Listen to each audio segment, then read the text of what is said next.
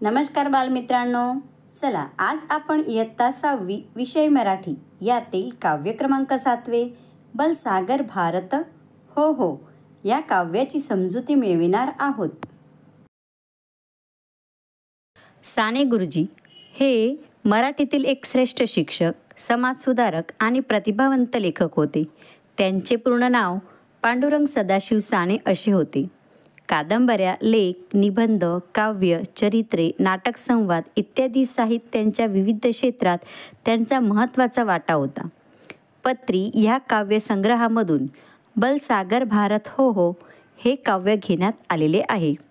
प्रस्तुत काव्यात भारत देश सर्व क्षेत्रात शक्तिशाली होऊन विश्वात शोभून राहील, देशाच्या वैभवासाठी, रक्षणासाठी आपण सर्वस्व अर्पण करू असाच संदेश या काव्यात देण्यात आलेला आहे. चला तर विद्यार्थी मित्रांनो, आपण कवितेचा भावार्थ समजून घेऊ. बलसागर भारत हो हो विश्वात शोभुनी राहो, हे कंकण करी बांधियले, जनसेवन जीवन दिधले, राष्ट्रार्थ प्राण हे उरले, मी सिद्ध मराया लाहो. बलसागर भारत ओहो. बलसागर म्हणजे काय मित्रांनो? अफाट सामर्थ्यवान. कंकण, कंकण म्हणजे हातात घालायचे आभूषण. करी म्हणजे हात. जनसेवे म्हणजे लोकांची सेवा. राष्ट्रार्थ म्हणजे देशासाठी. यावरून साने गुरुजी आपल्याला सांगित आहेत की बलसागर भारत हो हो विश्वात शोभुनी राहो. या पहिल्या ओळीत कवींनी काय सांगितले आहे की अफाट सामर्थ्यवान, प्रचंड शक्तीने असलेला असा माझा भारत देश साऱ्या जगात शक्तिशाली होवो, साऱ्या जगात दिमाखाने शोभून राहो, माझ्या भारताची कीर्ती सर्वत्र जगात पसरावी असेच साने गुरुजी म्हणतात. हे कंकण करी बांधिले, जनसेवे जीवन दिधले, राष्ट्रार्थ प्राण हे उरले, मी सिद्ध मराया लाहो. बलसागर भारत ओहो. विद्यार्थी मित्रांनो, पंक्तींचा भावार्थ काय होतो? कंकण म्हणजे हातात घालण्याचे आभूषण. तर कवी सांगतात जनसेवा करण्याचे किंवा लोकसेवा करण्याचे कार्य हाती घेतले आहे, ते राष्ट्राच्या हिताचे कार्य आहे. ह्या प्रतिज्ञाकडे मी माझे मनगट बांधले आहेत. लोकांच्या सेवेसाठी आयुष्य मी दिले आहे. देशाच्या कल्याणासाठी आता माझे प्राण शिल्लक राहिले आहेत. देशासाठी बलिदान द्यायला मी तयार आहे. देशासाठी प्राण अर्पण करण्यास मी कधीही तयार आहे. मी त्यासाठी सिद्ध झालो आहे, असे गुरुजी सांगतात. वैभवी देश चळवीन, सर्वस्व त्यास अर्पीन, हा तिमिर घोर संहारीन, या बंधू साह्या लाहो. बलसागर भारत ओहो. शब्दार्थ. वैभवी म्हणजे काय तर संपन्न. सर्वस्व म्हणजे अवघे जीवन.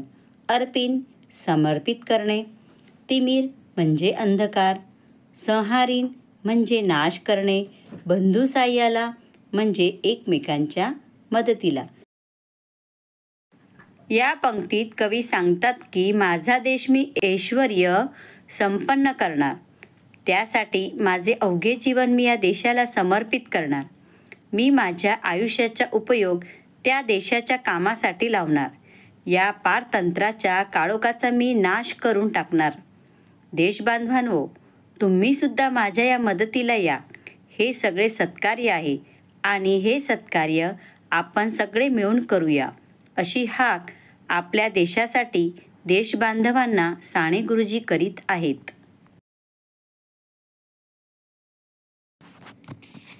हातात हात घेऊन, हृदयास हृदय जोडून, ऐक्याचा मंत्र जपून, या कार्य कराया लाहो. बलसागर भारत ओहो. यात ऐक्याचा म्हणजे काय मित्रांनो तर एकतेचा.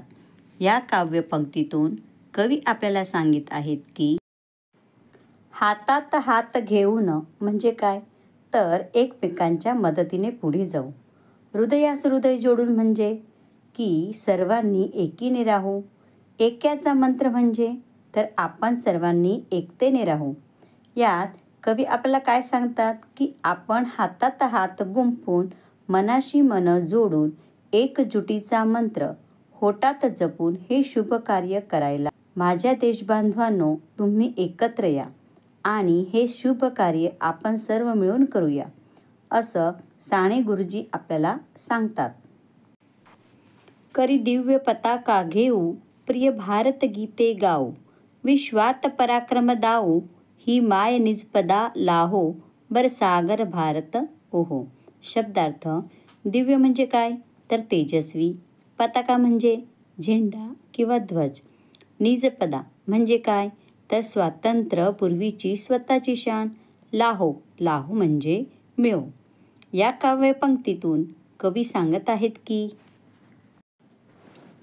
करी दिव्य पताका घेऊ म्हणजे काय, करी म्हणजे हात, दिव्य म्हणजे तेजस्वी, पताका म्हणजे झेंडा. तर आपण आपल्या हाती दिव्य पताका घेऊ, तेजस्वी झेंडा घेऊ, प्रिय भारत मातेचे गीते गाऊ आणि ह्या विश्वात आपण पराक्रम दाखवून देऊ. आपली जी स्वतःची शान होती ती. तर कवी या पंक्तीतून आपल्याला सांगतात की आपण हातात तेजस्वी असे निशाण घेऊया आणि या प्रियतम भारताची गौरव गाणी गाऊयात. साऱ्या जगात पराक्रम गाजूयात आणि आपल्या मायभूमीला तिचं पूर्वीचं स्थान जे आहे, जे मानाचं स्थान होतं, ते तिला परत मिळवून देऊयात, अशी आर्त कवी ईश्वराला करीत आहेत. या उठा करू हो शर्थ, संपादू दिव्य पुरुषार्थ, हे जीवन ना तरी व्यर्थ, भाग्य सूर्य तळपत राहो, बलसागर भारत ओहो. शब्दार्थ. शर्थ म्हणजे काय, पराकाष्ठा. संपादू म्हणजे मिळवू. पुरुषार्थ म्हणजे पराक्रम. व्यर्थ म्हणजे फुकट. भाग्यसूर्य म्हणजे भाग्याचे तेज. तळपत म्हणजे प्रकाशमान. बघा विद्यार्थी मित्रांनो, यात कवींनी काय सांगितले आहे की आपण सर्वजण मिळून एकत्र प्रयत्नांची पराकाष्ठा करूया, मायभूमीसाठी दिव्य पुरुषार्थ संपादन करूया. जर आपण तसं केलं नाही तर आपलं आयुष्य व्यर्थ ठरेल, फुकट जाईल. आपल्या नशिबाचा सूर्य हा सदैव तळपत राहो, असे कवींनी सांगितलेले आहे.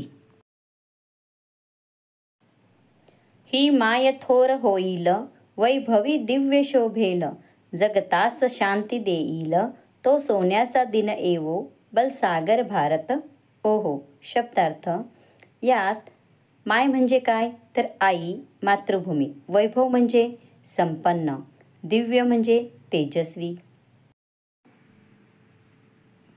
यात कवींनी काय भावार्थ सांगितला आहे की या जगात आपली मातृभूमी महान ठरेल, वैभवांनी दिव्य, दिमाकाने शोभेल, या साऱ्या जगाताला शांतीचा संदेश देईल, लवकरच तो सोन्याचा दिवस आम्हाला प्राप्त हो, अशी इच्छा कवी साने गुरुजी इथे व्यक्त करत आहेत.